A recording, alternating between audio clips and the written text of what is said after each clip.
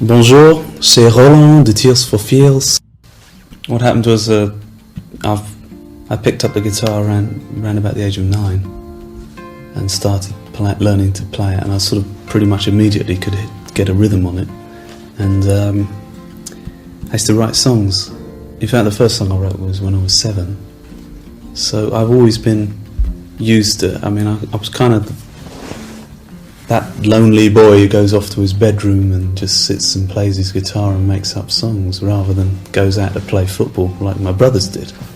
Okay, so that's kind of, it's always been there.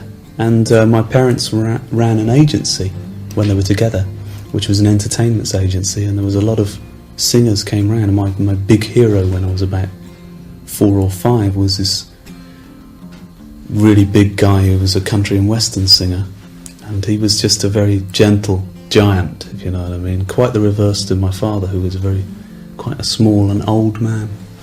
So that's really it. And when I came to the age, if you're good at school in England, they really try and pressurise you into going to university. That's the only career option. Whereas I was thinking, well, I felt it was putting off life. 3 more years of schooling. I wanted to get out there and taste things and see what was happening. And immediately from school I formed a band, a group. That was it, really. And we had a first recording contract when we were 18. I remember my 20s, this was my 20s, and this was the period in which I, made records. So I think that's pretty much what it will be in my mind in the future years.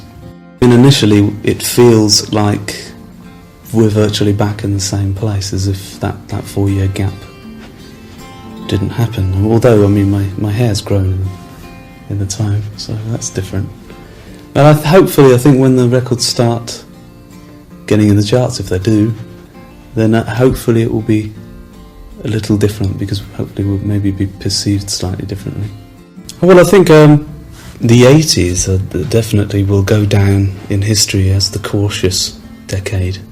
The decade where virtually everybody tried to be realistic and pragmatic. Okay? Again, I talk about the Western world because that's my experience. Or the first world, So, and I think it's really, hopefully, it was the peak of the arms build-up. And I've seen the emphasis change from people being worried that we're going to blow ourselves up to people being worried that we're now going to destroy the planet. Okay, now I think that was quite a crucial change in perception. So I think it really was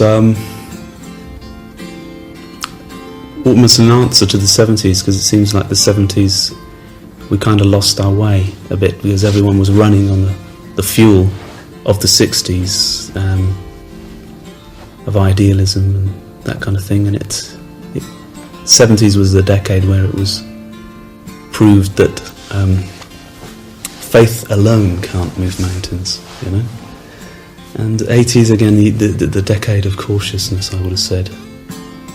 But hopefully out of this something greater will come.